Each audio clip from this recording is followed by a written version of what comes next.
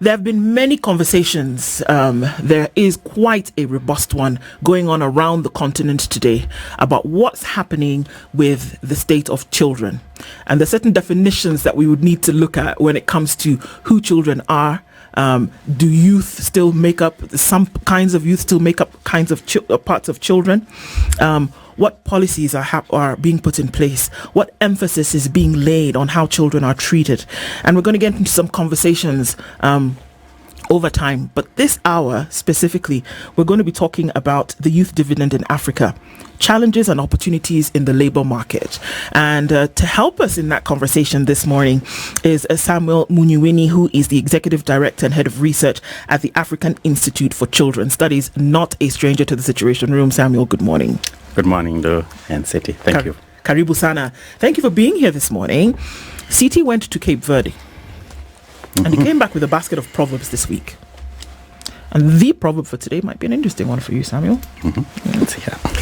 An aging man gets closer to his land, and an aging husband gets closer to his wife. Wow. That's interesting. And I think as I live longer, I appreciate that certain perspectives get clearer, that some things get more important. And let me emphasize the second part. Okay. Like the second one. I like the second one because for sure, what is very obvious with time is relationships perhaps is the most thing you count. No wonder we see older people, perhaps grandparents, asking the younger ones, when am I getting my grandchild? Because then you realize it's not the land only that is most important. Indeed. Well, there you go. So very relevant to what we're talking about. Absolutely. I need to just make the connections right off and getting right off the bat into this. Let's give some context to this and why these are budding conversations, and looking at one specifically for Kenya. A few weeks ago, we saw that there has been the call, right, to reduce the amount of and scale down on the kind of work that children would do in the country. The case has even been taken to court, whereby we've been told the work that children will do even on a holiday can be tantamount to parents then being prosecuted. And so that helps us to delve into this, and we say, yeah, sure, okay. Youth are looking for employment. Youth are looking for things to do. Youth are looking for jobs. Let's start off with the current situation. And we talk about the youth dividend here around the continent and even now zoning in on Kenya. What is the current state of work, of opportunities for young people today? Well, once again, let me just say thank you for inviting me into this. One, as a parent, and many of us, if you have any young people around you, we're all very concerned about the well-being of children. But I think the most challenging part is when they're transitioning into the adulthood. And I want to present this conversation not just as my own experience and what I do at African Institute, but also there's a project we are doing with a group of partners called the NIA project. NIA is not invisible anymore. And looking at sectors that are able to, one, provide opportunity for the young people, like we're talking about employment, unemployment, but also ensure that there's protection of young people, because again, that's what you have. But appreciating that this is really a continental conversation, I think we need to look at what is now, popularly known as the youth bulge.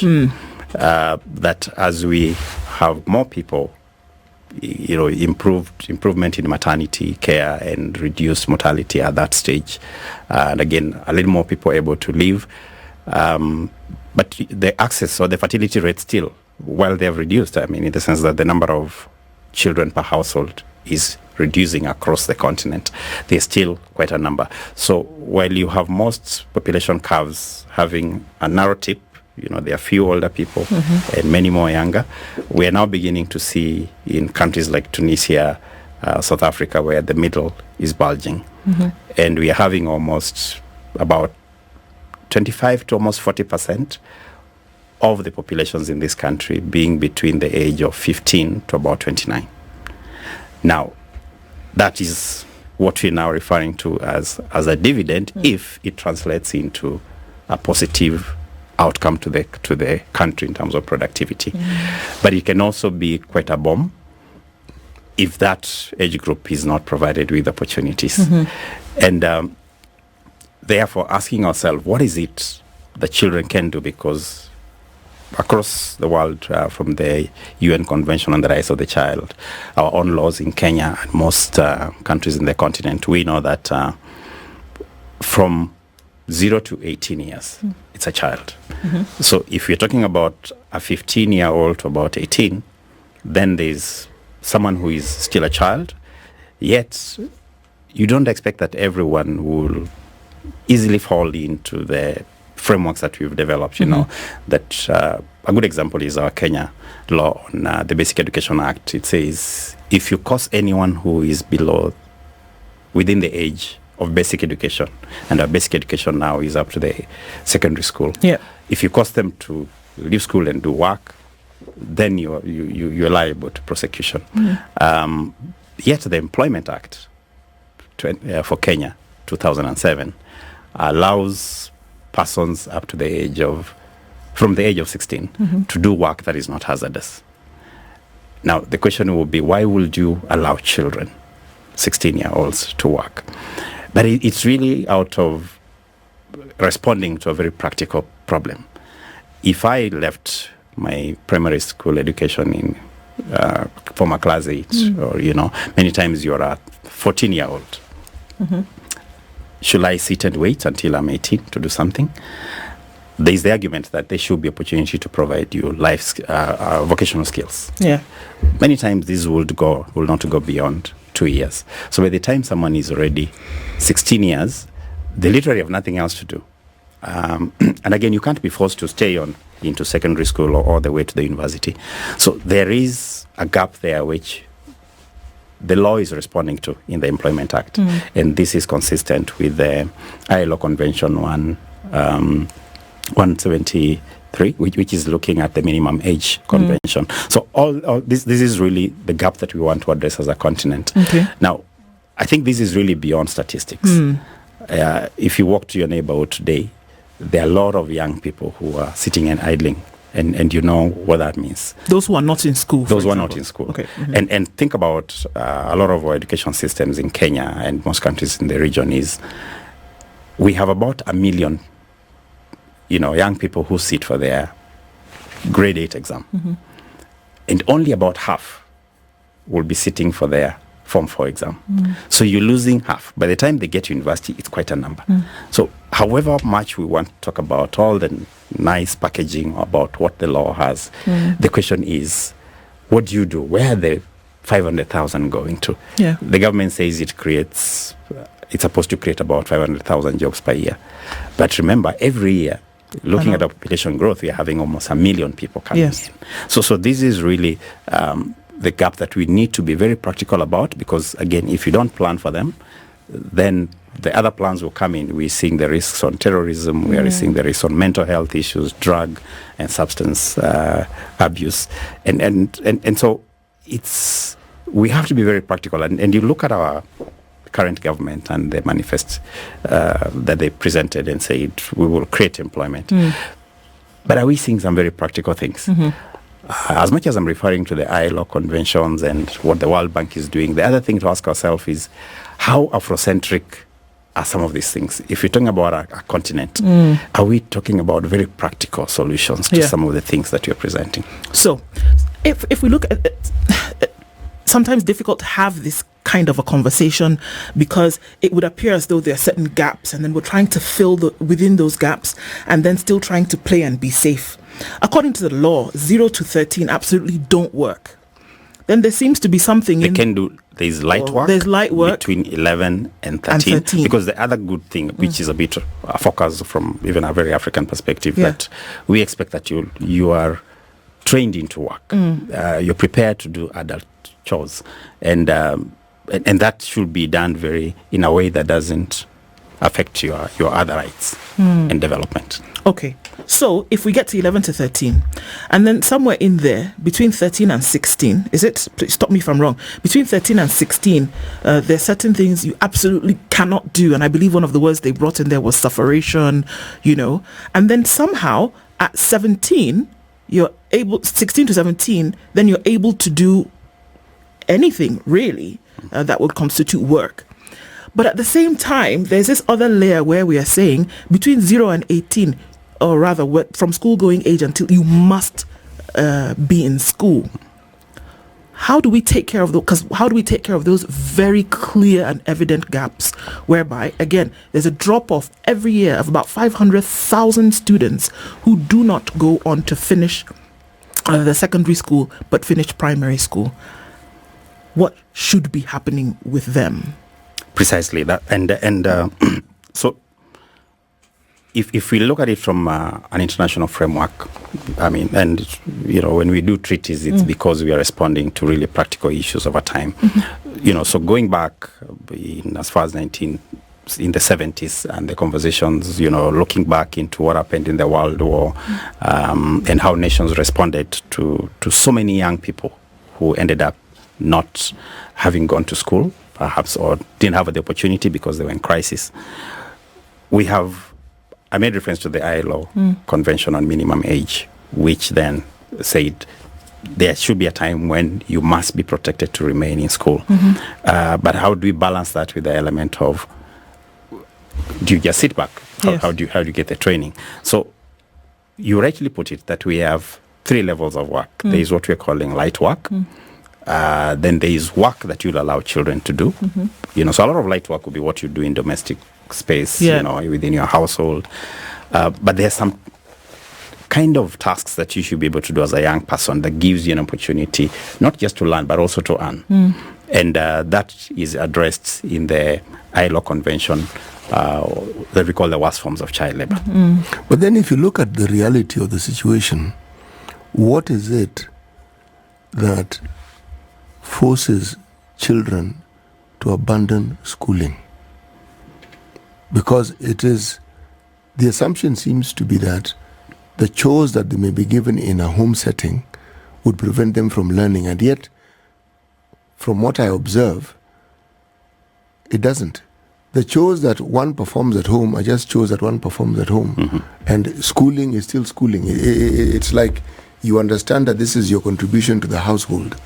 Now, perhaps this is probably more visible in a rural setting, where the day starts very, very early for everybody. I mean, in the urban areas, it has also happened because children wake up early so that they can get to school because of the school rounds and the buses. But in a rural setting, there are distinct and definite chores that one must be involved in every day before they go to school. Now, if children are not going to school, what are the major contributors to this? Is it the domestic setup? I remember the time when the scourge of HIV killed very many adults and very many people who would be the breadwinners. Many children were forced to take up certain roles, if they are the older ones, so that they could look after the younger ones, because there was nobody else to look after the younger children. That is a unique situation. But if we're looking at today, we're in the 21st century, and the issues around the 21st century, what would we say prevents children from going to school? Because if they then don't go to school and they are supposed to contribute to the livelihood of the family, what are the circumstances that brings that about? So, one, let's be very clear that we are not advocating to say that a child should not be in school and should work. Actually, I think there are 3 places children should spend their time. One is that they're at school, for school age. Either they are playing or they're just at home bonding with the family and doing stuff. But then there are circumstances that push children to work. And in the case of Kenya, we've had about 1 million children who are in exploitative work situation. So it is not correct and should be stopped. A lot of that is driven by socioeconomic issues, household poverty issues, children trying to to bridge in the gap between the income within the households, and of course the limited opportunities in being able to continue with education. And these have been progressively addressed really in a great way. I must say, I started doing my work on addressing child labor issues in the early 2000s, and in those periods we could see trucks, in Kiambu, carrying children to go pick coffee, to go pick tea. Mm-hmm. If you go into the media archives, you will see photographs. It is very rare that you will see that today. So that has reduced. But then there are certain contexts where children are still going into, especially the informal space. And here we're talking about the small-scale agriculture groups in the domestic work sector, where we have about 2 million people working, and 30% of that are young people, including children, sometimes as young as 10 years, who've been pushed into that. Again, we've done quite well in pushing our social protection policies. And they're supposed to be cash transfer programs for the elderly, for the young people, so that they are able to have their needs met. But when you look at, the books and research that has been done on child labor, for example, the truth is there's going to be a young person who, yes, has the ability to go to school, but they're not interested. Either I'm just not coping with the formal education system, and I don't think that in itself is anything illegal. It is therefore, how do you provide, for one, their protection? And therefore, the conversation today should also look at, are there sectors where young people can work in safely? And I'm talking about 16-year-olds and above, because that's what our Employment Act allows. For example, the domestic work sector. If I was going to work there, how do you promote decent work? We are heading into the Labor Day. I think we have a few days. Yeah. And one of the sectors that the president promised to ratify a convention, ILO 189, and the ILO Convention 190. So the 189 is looking at the domestic work and how to make it a decent space for work for everyone, appreciating that there's private and public and the opportunity in that, but also that the ILO 190 looks at the violence and all that. So it is opening up a space where we can ask ourselves, if young people will be forced to work, where can they do that safely? Again, the law appreciated that there is an age that people may be forced to work. Yeah. So I think, Seti, the point is there are some socioeconomic factors, and we must do everything within the policy to be able to address that. There are also heavy mindset issues when, and a lot of this mindset, in some instances, this mindset will be born from culture, whereby if we look at traditional settings, that we do know, just from studies or things that we've been told down past through oral tradition, that there were folks who had many children, because these children, as they reached a certain age, would then be able to help them on their farm, which was the primary source for sustenance, and that you would not have to hire help, but that the children, of course, this was before formal education came in, that children would essentially then be able to give a helping hand. But even with the advent of formal education, we've seen that this has traversed that time period, and for many it's still in the mind that you have this number of children so that they can help you later.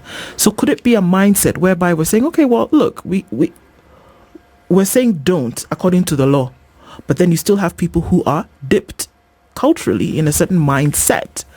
Is it possible to have a combination of those two to say, look, well, in the instances whereby we say that work was required by children to do, and here we say where there is no option, can we then make it safe for them to work and earn for livelihoods? I think there are two issues here. Sometimes we really focus on this person who we are saying, keep them away from that. And I don't know how your 14 to 20 years of age was, City. There's a photograph of mine that I posted on Facebook. I was tempted to bring that here. I was running my little kibanda, and this was right after my Form 4. I hadn't even had my ID. I was a hawker, in my little town. And I had my various things that I was selling. But what is the impact of that? Is there a positive impact on that? So I think even as we look at asking ourselves, at what age do we introduce young people to this? Can you create entrepreneurs from an early exposure to a protected space of engagement? You know, think about the US. You know, the US is, I think, the only country now that has not signed one convention. This is the Convention on the Rights of the Child. And the reason why they have not is they engage young people in things like military, their trainings, from the age of 14, 15, 16. What does that tell you? That there is something that if you want to train young people really on very specialized skill sets, then you've got to do it very early. Is that very different from the cultural space that we've had? I don't think so. Think about the blacksmiths and all that. So I think sometimes we quickly want to demonize our African traditional way of doing things. But there's a lot of positivity in that. You know, if your father was a blacksmith, you needed to sit and work with them. But that did not deny you a chance to go to play. Didn't give you a chance to how to build your skills if it's a formal education. So, and we've made it very clear that as long as a young person will be able to continue with the education during school hours, they are not doing things that expose them to either physical hazards or moral hazards, you know, then it is proper and appropriate to be able to expose young people to work. And I think that's really where we've also missed it as a continent, that a lot of education system has been designed in a way where the focus is you're prepared to finish your secondary school, go to the university, learn how to write, and in between here, we miss out a lot. I want to give an example. I think there's a friend who explained to me about a young man who was from a fairly wealthy family in this city. And he had the chance to be taken to any university in the world. But in his early stage, one of the exposures he had was a chance to go and work, sit along with a friend who was doing construction, you know, building doors, you know, the wooden doors. And when he finished his Form 4, he said, well, I think I don't want to go to the university. Can you help me set up this? And now he's doing those wooden doors that will cost like 500,000 shillings for one door, you know? He's grown into that. So I think what I'm trying to balance here is we have a problem and we need very practical solutions. We're saying we have a huge population of young people who don't have something to do. And will we sit back and keep saying we'll wait for the formal space to be able to create employment? But how can we instead provide more internships, you know, in very practical spaces where you're creating products, solutions to things. And this is where including looking at even very informal spaces like the domestic workspace. Now, why I'm emphasizing this is, I'll give you another very practical example. There's a young man who was about 17 years old, was working in a domestic workspace, and the employer chose to send this person to learn how to do Spanish dishes here in Nairobi, in the UN Gigiri area. And out of that learning, this young man now had become a specialized chef, so to say, in doing Spanish dishes. And that exposed him to a new market. So there is a sector there that gives you an opportunity to train young people into something, but not just because I'm here as an exit. Can we look at some of our workspaces and think about adding value on how they do their work in that space?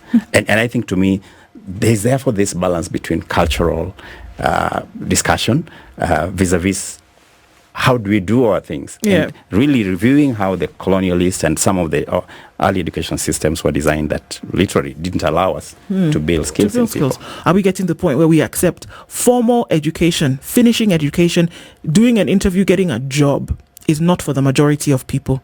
It's not for the majority of students that we've seen falling off the grid, essentially. And Samuel, even as we continue that conversation, you mentioned something as we're coming off, going into that break, that isn't it about time where we said, you know what, can you take them and put them in a hands-on internship, for example? How would you see that happening today? Good point, Ndu. And maybe back into a bit of context issues here, that in Kenya, for example, the 15 to 24-year-olds, which is really the age where you're prepared to get ready to go to work, is about 5 million people. And Kenya has about 15% of those without work, nothing they're doing. And we know the risk of all that. Now, what are the opportunities in a formal employment space? In Kenya and a lot of African countries, you'll be talking about less than 15% of any country will be doing formal employment. So here we have another 85% of the working age, generally again from 16 to about 64, who will likely to get a job in the informal. What is informal? Well, a lot of times when you say informal space, it means they're not registered by the registrar of company. Maybe the systems of regulating that is not there. The labor officer may not be able to walk in there. They're not taxable. So is it possible to find another very practical way in which we bring in the young people into that space? So one, again, we emphasize that as long as possible, keep children in school. There are many other benefits, especially for girls, for example. You will notice that you reduce the risk of teenage pregnancy, child marriage, which, again, come in with the other benefits that you're not bringing in health complications and all that. But then there is this person who will not be just there sitting and waiting. So I think one is that as a continent, we must be able to look into learning from other countries. Think about the cottage industries, for example. You know, there are a lot of products that you can be able to grow, and the governments must be very deliberate in saying, how do you add value to something like, for example, rice, or cassava? And how do you allow young people to get into that space where they are part of the cottage industry? You know, when you travel to other countries, like when I've been to West Africa, they do like 7 ways of preparing cassava. And some of that are products that have value add that you can go and buy in the supermarket. That means therefore you are able to provide. So I think it's really being able to look at this kind of cottage industries and providing spaces where young people learn through family, learn and be able to run and build on that as opportunities for them to work in. And again, that's where we are saying, even in other sectors like domestic work, is there an opportunity? And we really have to stop looking at cottage industries or work that is done in there just as a by the way, but where there is actual value addition and you can see that you are growing. Some of the big companies that we have today began from a kitchen. The KFCs of this world were literally someone's kitchen. How do you grow into those kind of opportunities here? And Microsoft or someone's garage. Right. Exactly. The what we call informal and non-formal learning is a very fundamental pillar in the process of development of children. If you look at the chores that children are given at home, make your bed, wash your own dishes, wash your own clothes in a certain age, it inculcates an element of discipline and an appreciation of the importance of these chores. And it also inculcates in you the ability to do things. Now, if you have a very forward-looking group of parents, it will go beyond that.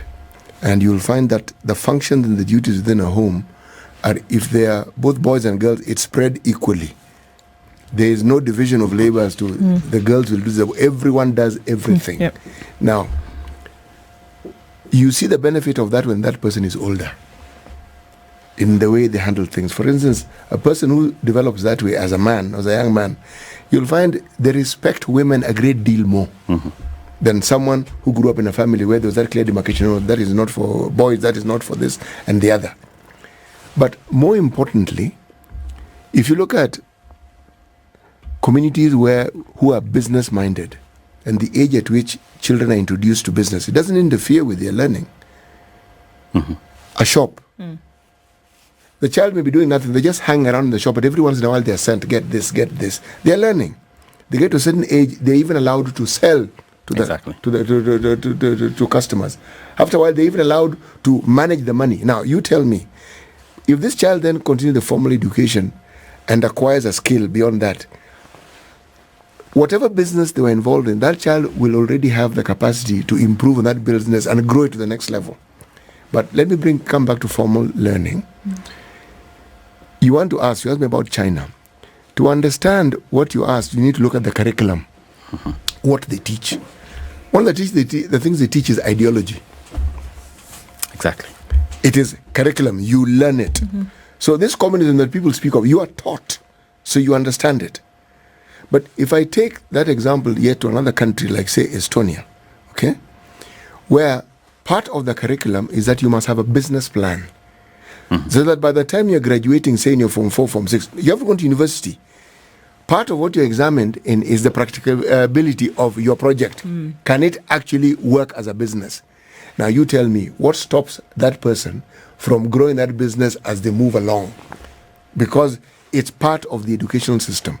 So the answer to the question is, what is it that we have in our curriculum that encourages the very things that we want? So that it isn't something that is sprung on you when you finish Form 4. Primary school, as you go through school, this is something that you're interacting with. Yeah. You asked me what I did when I was 14. I had parents who make sure that every holiday were in the rural areas, without fail. So when people wake up in the morning to go to the shamba, so do you. Yeah. When they're milking shows, you also milk. When you have to go to the river to get water, you go to the river to get water. At a certain point, that's very early morning. Then on certain days, you're the one who takes the cows out.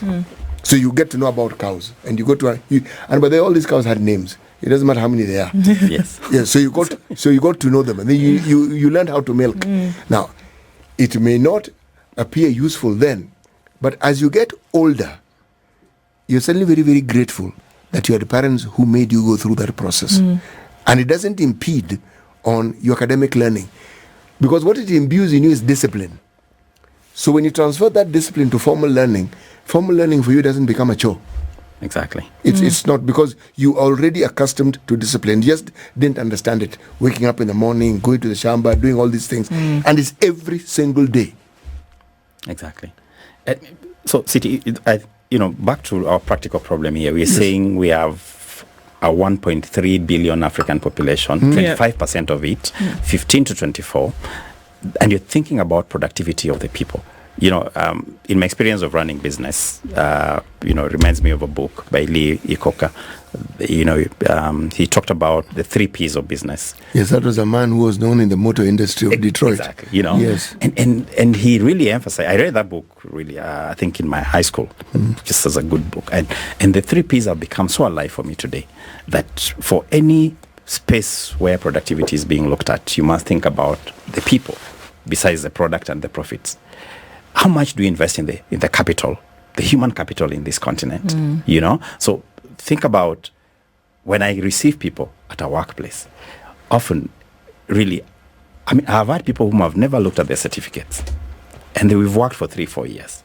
Because what I'm looking at is problem solving. Are you able to solve problems? Where do we create problem solvers?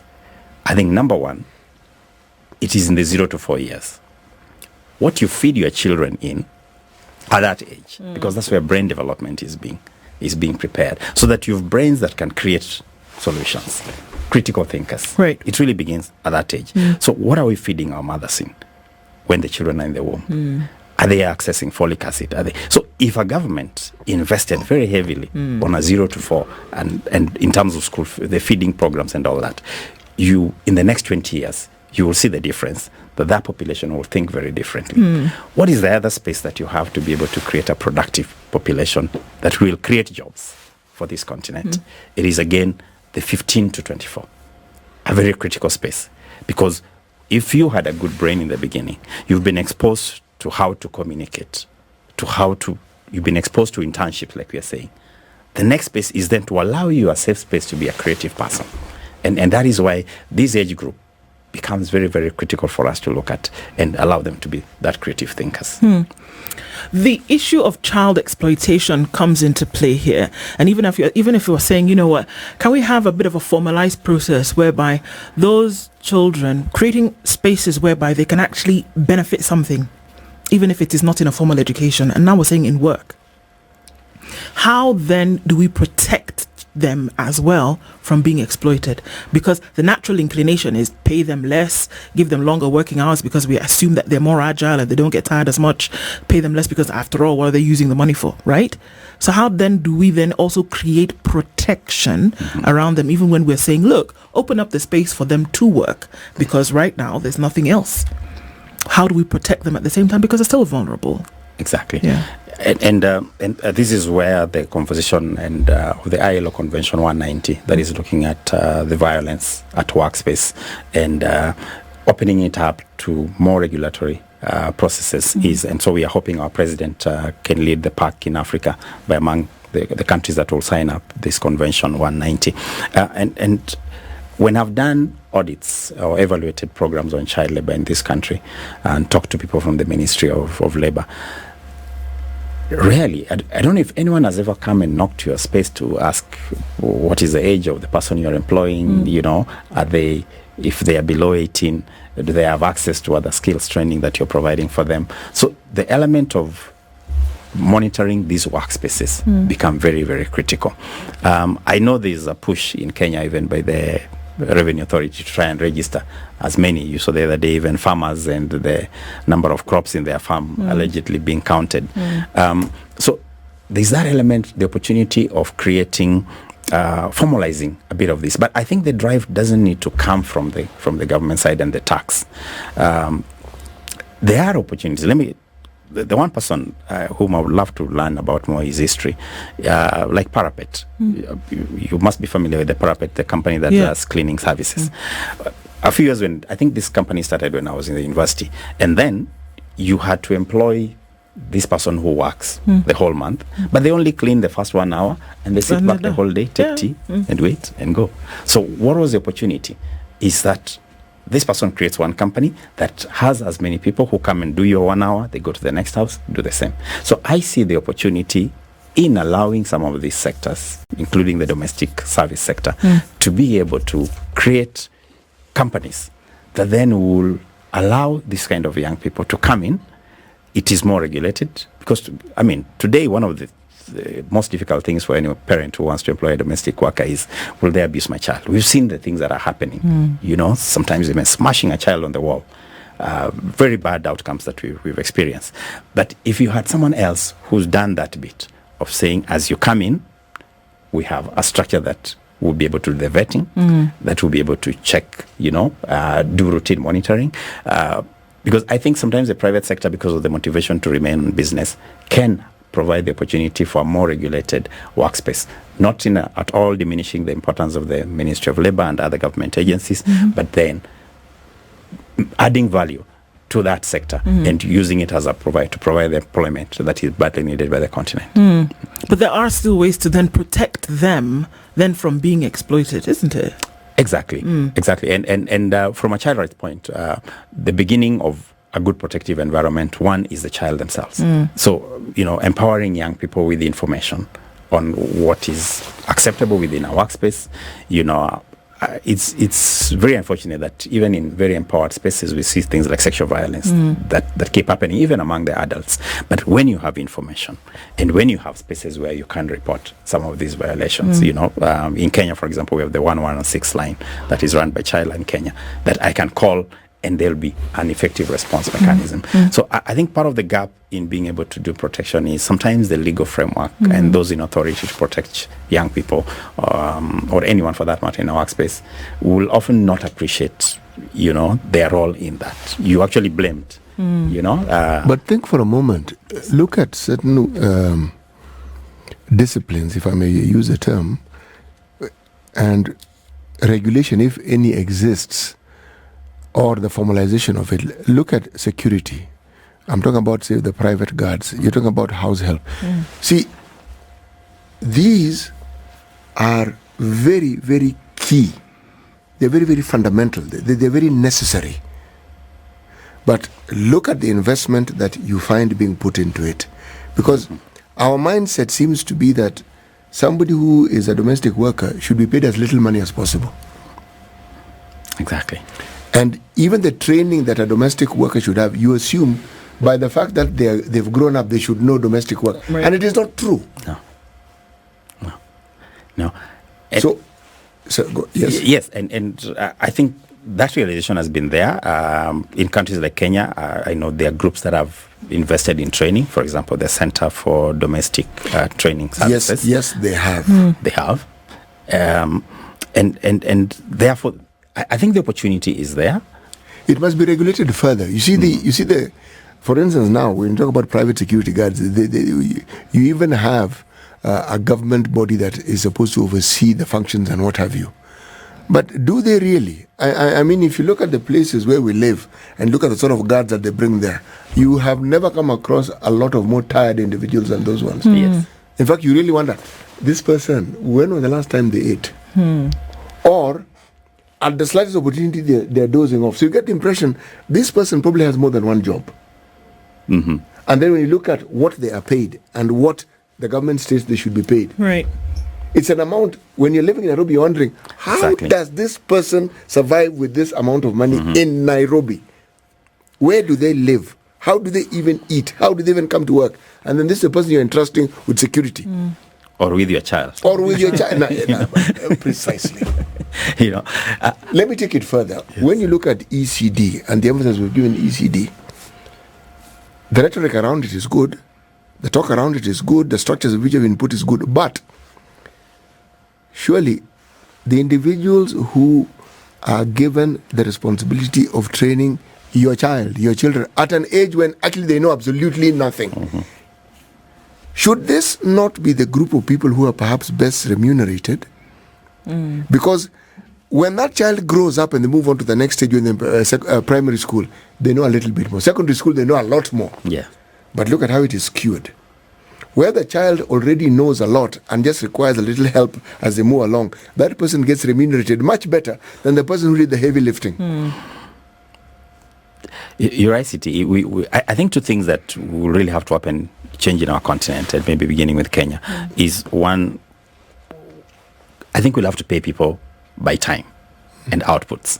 This thing of being paid per month, without looking at the productivity, then leads people into this kind of arrangements. And we look at the conventions that we're talking about, actually looking at how do we improve the payments. The second bit on that, so, you know, when you move people into hourly, again, if I give the example of, say, the security industry or this or the domestic work sector, if I will come in and just put my 2 hours when you really need it, and you know that every hour, say, is 300 shillings or 400 shillings, then I'm able to leave and go do something else. But if I add cumulative to my 8 hours that I will have worked, I'll have been paid better. And even for the person who is paying for the service, they find that they have better return from their money.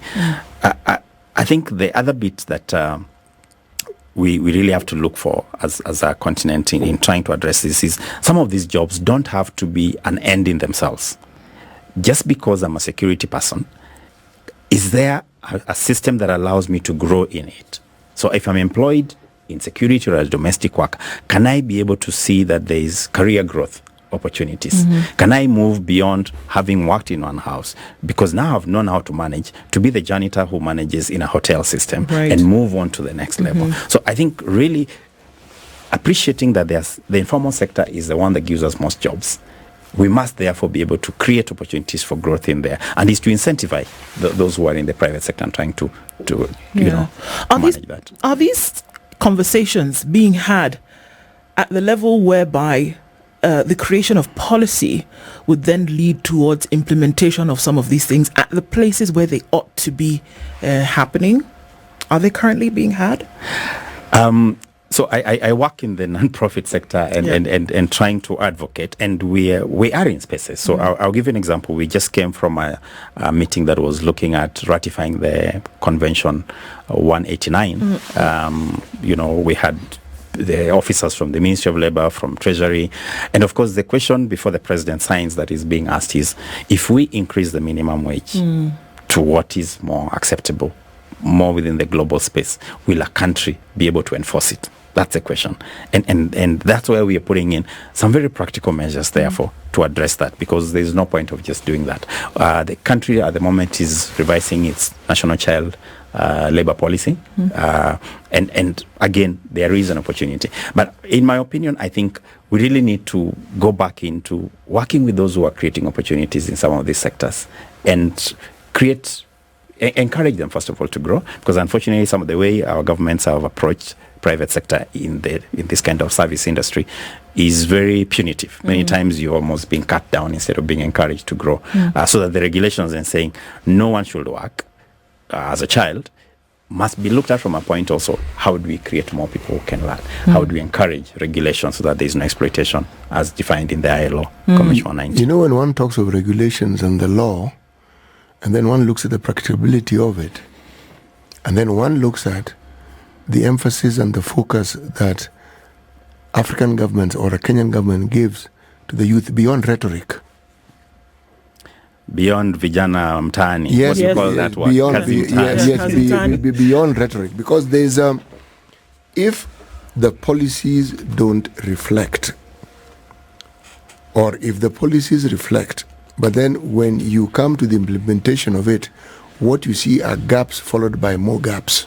Okay? We have a CBC system. Now, everything around it, so long as you stick to the theory and the thinking around it, very good. It stops and ends right there. The putting it into practice has been a complete disaster.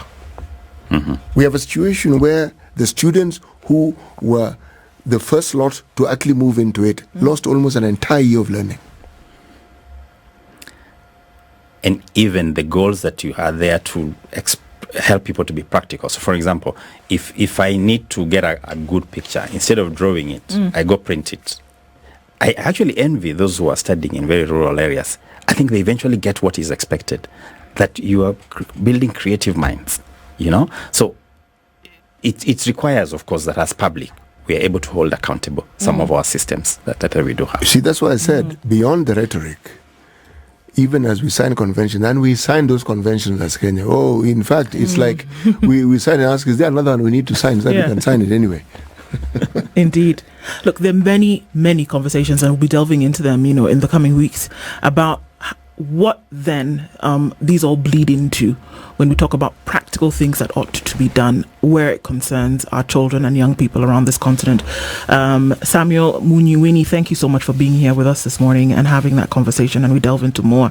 The Executive Director and Head of Research at the African Institute for Children's Studies. That's been our conversation this morning, and just looking into, okay, so this is the problem. How can we practically bring in solutions for the betterment of the future of our children on the continent? Thanks for being part of Kenya's biggest conversation this morning. This is the Situation Room, the only way to start your day.